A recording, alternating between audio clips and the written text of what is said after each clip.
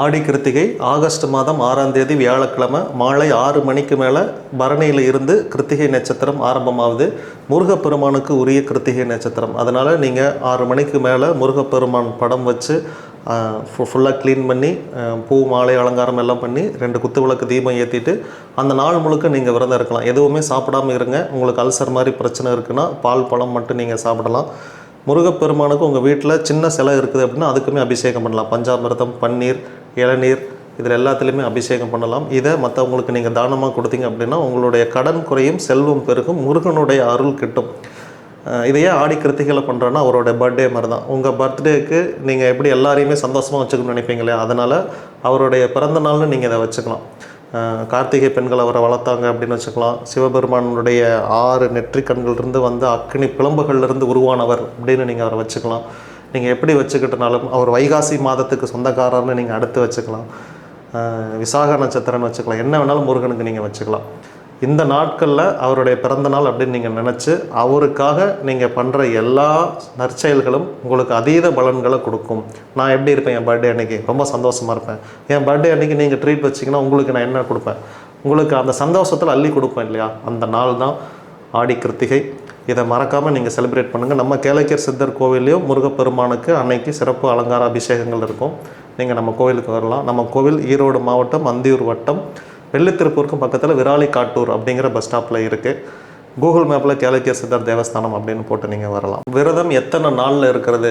ஒரு நாள் அப்படிங்கிறது சூரிய உதயத்திலிருந்து சூரியன் மறையிற வரைக்கும். இது ஒரு நாள். இல்லை அப்படின்னா 12 நாள்.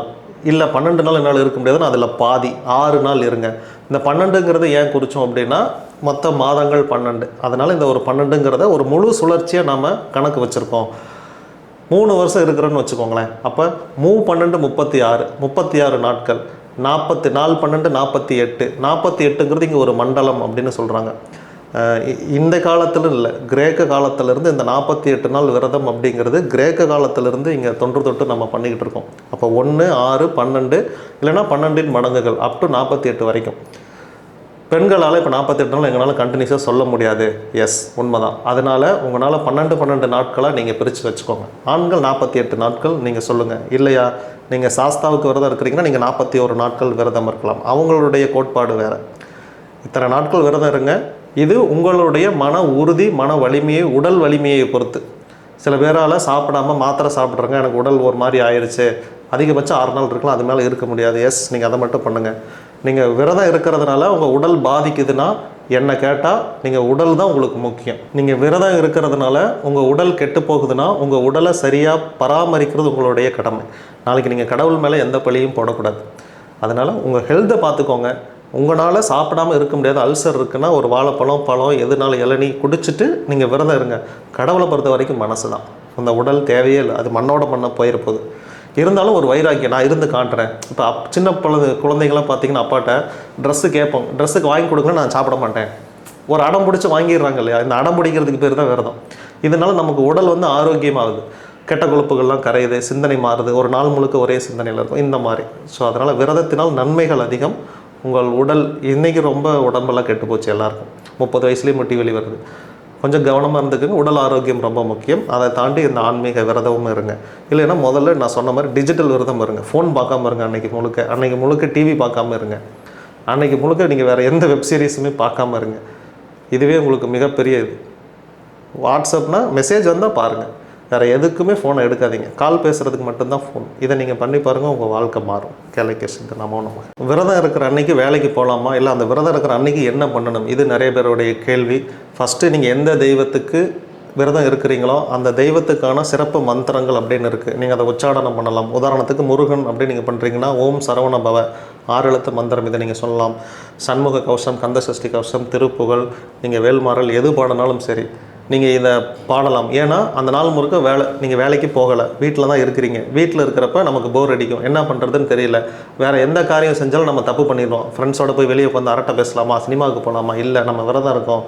அப்போ ஒருமுகப்படுத்துகிறோம் சிந்தனையை. இந்த ஒருமுகப்படுத்தினா முழு கான்சன்ட்ரேஷனையுமே முருகன் மேலே நம்ம வைக்கிறோம். அதனால் அவனை பற்றின மந்திரங்கள், அவனை பற்றின பாடல்கள் இதெல்லாமே சொல்கிறோம். இதே நீங்கள் சிவபெருமானாக இருந்தாலும் சிவபெருமானுக்குரிய மந்திரங்கள் இருக்குது. நீங்கள் அம்பாளுக்கு சொல்லலாம், விநாயகருக்கு சொல்லலாம். எந்த தெய்வத்துக்காக நீங்கள் விரதம் இருக்கிறீங்களோ அந்த தெய்வத்தினுடைய மந்திரத்தை அந்த நாள் முழுவதும் உச்சாடனம் பண்ணுங்கள்.